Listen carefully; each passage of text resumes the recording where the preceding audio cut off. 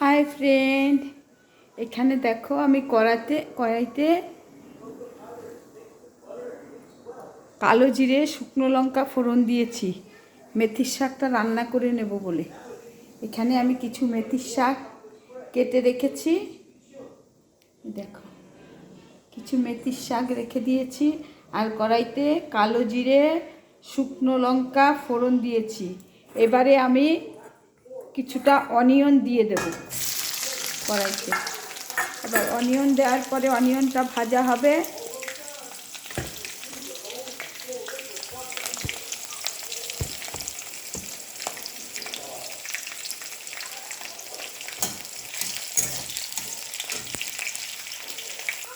এই মেথির শাকটা আমি রান্না করে নেব। এর মধ্যে আমি কিছুটা সিমও দিয়েছি, আর এদিকে কিছুটা কুমড়ো ছোটো ছোটো করে কেটে রেখেছি। এই মেথির শাকের সঙ্গে এই কুমড়োটাও আমি আজকে দিয়ে একসঙ্গে রান্না করব।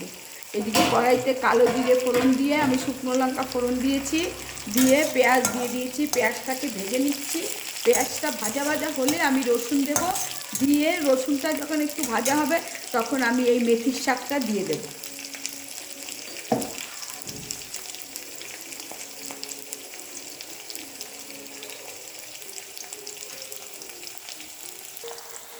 পেঁয়াজটা প্রায় ভাজা হয়ে এসছে, আমি এখন রসুনটা দিয়ে দেবো। রসুনটা একটু ভাজা হলেই আমি মেথির শাকটা দিয়ে দেবো। হলুদ নুন মিষ্টি আমি আন্দাজ মতো দিয়ে দিচ্ছি। দেখো বন্ধুরা, নুন দিয়ে দিলাম, হলুদ দিয়ে দিলাম, আর মিষ্টি তোমরা যে যেরকম খাবে সেরকম দেবে।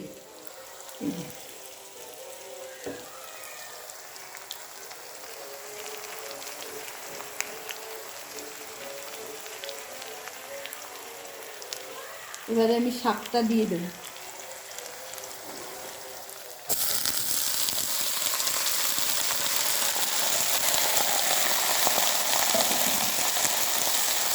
এখানে আমি একটু কুমড়ো কেটে রেখেছি, কুমড়ো কেটে রেখেছি, এই কুমড়োটাও দিয়ে দেবো।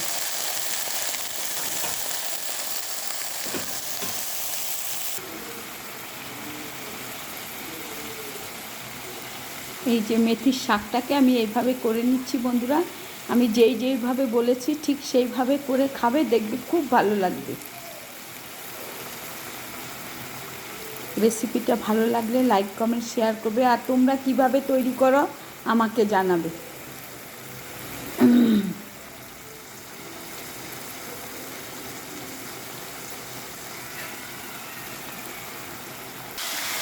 দেখো বন্ধুরা, রান্নাটা আমার হয়ে এসছে। এখানে কী কী দিয়েছি আমি তো আগে বলেছি, সিমও দিয়েছি, কুমড়োও দিয়েছি, রসুন দিয়েছি ফোড়নে, পেঁয়াজ দিয়েছি, শুকনো লঙ্কা, কালো জিরে দিয়ে আমি শাকটাকে তৈরি করে নিলাম। এবারে আমি শাকের উপর দিয়ে একটু ধনেপাতা কুচিয়ে রেখেছি, সেইটা দিয়ে দেবো।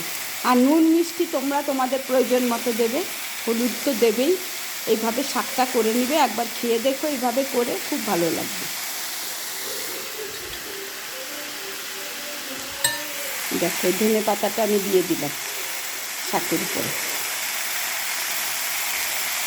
এইভাবে তোমরা শাকটা তৈরি করে নেবে।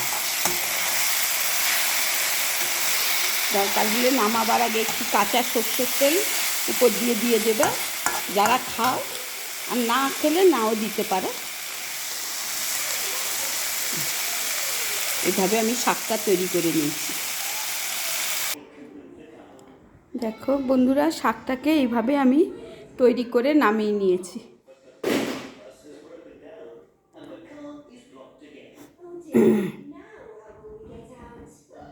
শাকটা আমার হয়ে গেছে। তোমরা যে যেখান থেকে দেখছো রান্নাটাতে আমার লাইক কমেন্ট শেয়ার দেবে, তাহলে আমার খুব ভালো লাগবে।